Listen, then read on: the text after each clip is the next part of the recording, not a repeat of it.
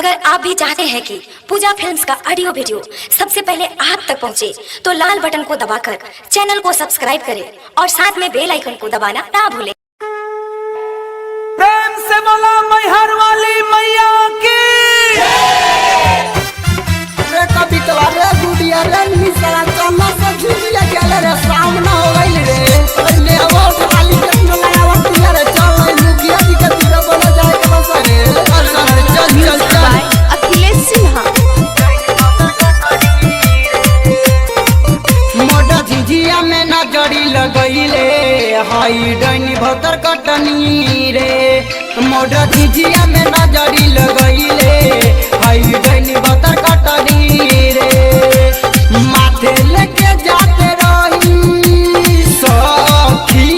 रे माथे लेके जाते रही बड़न के बडिया रे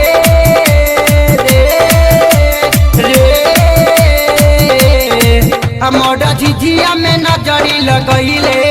हाई डनी भतर कटनी रे मोटा झिझिया में नजरी लगइले हाई डनी भतर कटनी रे चला ये सखी मुखिया जी के दूरा बकरा पेटवा के नाम से गाड़ी देवले तो पपहिया भर भर डलिया चाउ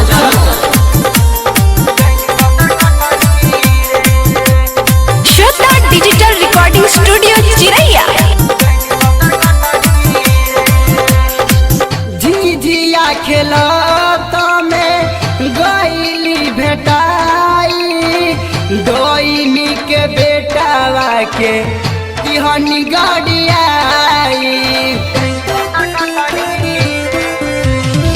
झिझिया खेलत में गईली भेटाई दोईनी के बेटावा के तिहनी गड़ियाई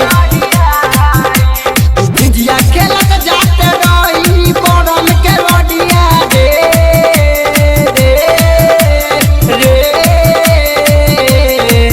मोटा झिझिया में नजरी लगइले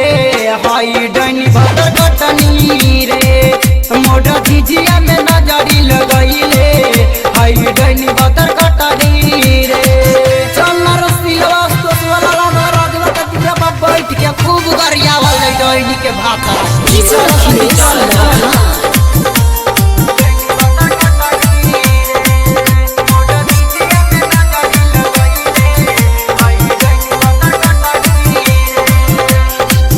आशुतोष राजा के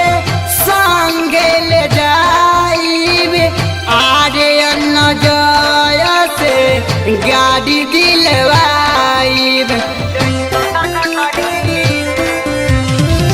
नारायण ललन के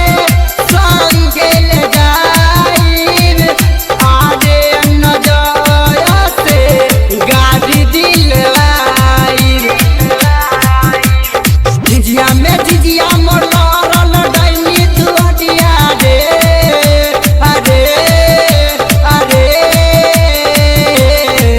मोटा झिझिया में नजरी लगइले हाई डैनी भतर कटनी रे मोटा झिझिया में नजरी लगइले हाई डैनी भतर कटनी रे श्रद्धा डिजिटल रिकॉर्डिंग स्टूडियो चिरैया।